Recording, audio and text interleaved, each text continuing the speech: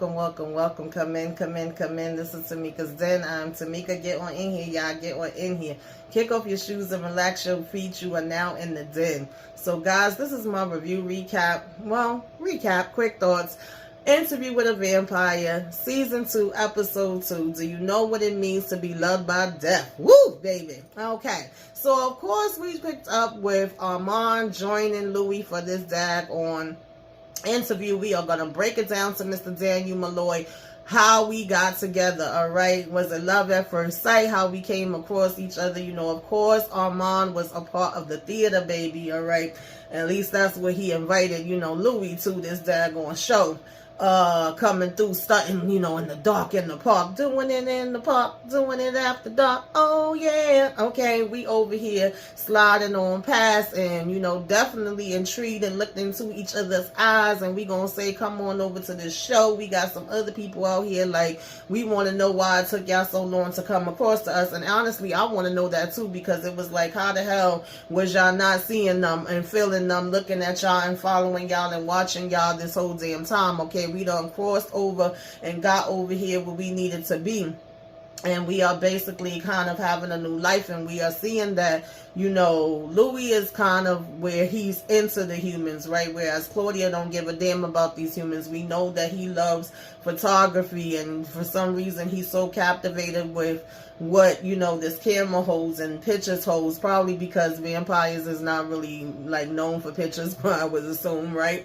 And when we go to this, we finally get invited, and we finally find out that, yes, the vampires is here, and we didn't have to go to them. They come to us. Of course, Claudia couldn't be damn happier, okay? This is her damn dream come true. You ain't got to tell her twice, and she already done went and had a damn dress picked out, so I guess she knew it was coming, because she seen this dress at this shop and was like, girl, make it fit my damn body, okay? Make me look good, and I'm about to be out here in these damn streets. And she's fascinated and falls in love with the theater the minute that they get there, where, like, you kind of feel like Louis trying to fill it out and see where we're going. And these is actually, of course, real vampires putting on a real vampire show, but most of these humans that's coming to see this play is not knowing that that's what it is. I think some of them sometimes be having a damn idea, like, wait a minute, this seems like it's a little too real, is a little bit too much going on. Of course, we know that they were saying that Paris was like, an awakening for Louis or whatever, right? And it's funny how he would just be walking around and, going straight into his dark room, spending hours in there. Like I said, child, the rats. I can't just picking up them rats and pick, birds that's flying past, grabbing them, sucking the blood out, and then throwing them in the damn furnace or whatever. And they both pretty much have, their routines. But at the same time, Claudia's always asking him, like, what else do you want? Like, what else is you trying to get out of life? Like, you really just want to sit around and be with me? It seems to me that you do things just for the sake of doing them. You really don't be wanting to do them. And it's like, is there anything that you actually dream of and want for your damn self, right? Because she keeps kind of trying to let him know, like, I know what my dreams is and what I want to do or whatever the case may be, but I really don't see you wanting anything, and maybe you need to go ahead and get a damn hobby for yourself. That's very much what it was giving me. But now things is kind of changing, and dynamic is changing as he's meeting, Armand. And at first we thinking like, oh, this is all good in the hood. Okay, I done found somebody that actually look good to me. I'm thinking about them day and night. They thinking about me day and night. All I got to do is come over here to this show. We getting to meet all these other vampires that are very intrigued by us. We're intrigued by them. We want to know what y'all like, what y'all do, where y'all came from, where y'all been, why it took y'all so long to, get here, and all of that kind of stuff. And in the midst of us having a conversation, Claudia makes up this person that was supposedly their maker that, is no longer with us, and we separated and we starting over from scratch and whatever. And we get to find and see that Lestat is up on this damn wall and the freaking painting, and it's like, oh, it's a small world after all. Okay, what would be the odds that Lestat was over here in this damn theater too? And they literally, according to Louis, have a shrine up to him on their wall. So he's like, we can't go back there. Like, they could have caught us and they can read our minds and, be able to hear things and see things or whatever the case may be. And we definitely don't want to chance that. And she's like, well, obviously they didn't, because if they did, then we would have already been in trouble, And she's like, that's the reason why I threw it out there the way that I did, so that you know, it wouldn't be odd, and so that you could see the damn painting and see what the hell was going on. Now, it was funny to me that, of course, when Louis and Armand are talking, they're finishing each of the sentences. They're saying, you know, the things that happen at the same time. They both are kind of excited about telling the story, which seems to annoy the hell out of damn Daniel, right?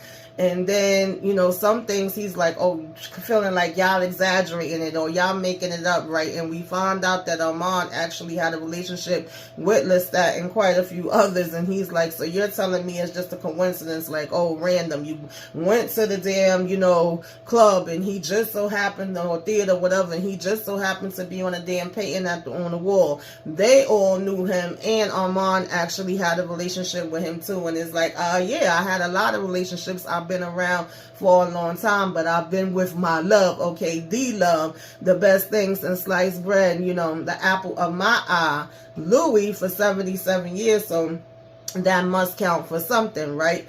And the building that they lived in, nobody really would pay attention to it like that because it was mostly sex workers and, you know, things of that nature. And so it really was something that seemed to be perfect, but it's like, how long is it going to be perfect? At this point, Louis gets nervous and he's like, nah, I think we should get the hell on up out of here. Now, they do actually end up going out with them. And because Louis dozed off, okay, it was like, he not interested. This is boring me as far as the theater. You know, he would be looking crazy, shocked and just like cringing, right, as opposed to Claudia being all into it. Because one of the performances that they had, you had this lady come out on the stage and she's screaming for dear life, saying, please help me, they really are vampires and they really are trying to take me out.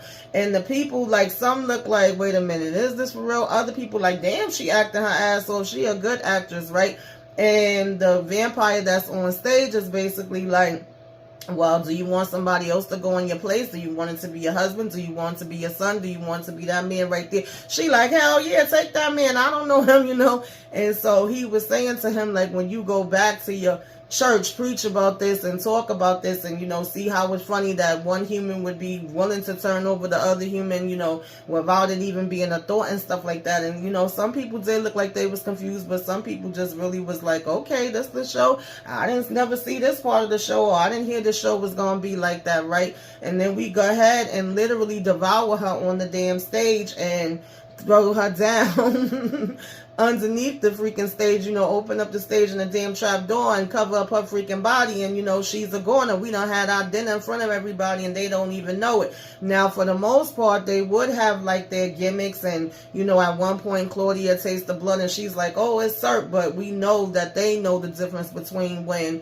it's just gimmicks and gadgets and when they really are doing the things. And so he doesn't have the connection and the excitement that Claudia does. This is her dream come true. She's already said, nah, you ain't gonna mess this up for me. I ain't leaving, okay? You can hit the road, Jack, if you want to, but I'm staying. And so, of course, there's a part of him that also wants to stay for Armand, and she's able to pick up on that. She's like, yeah, I done got into more of y'all thoughts than I wanted to, all right? You thinking about him, and he thinking about you, so, you know, you should be wanting to stay for that reason.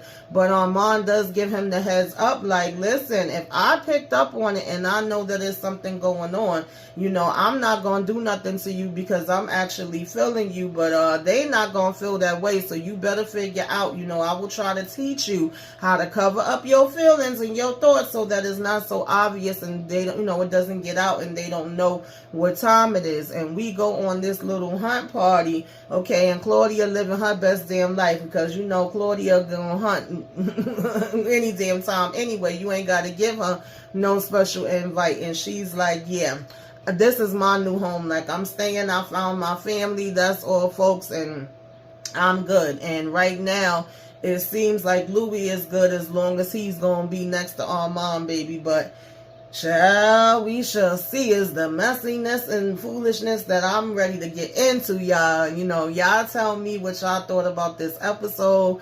Put it in the comments what you liked, what you didn't like, all that good stuff.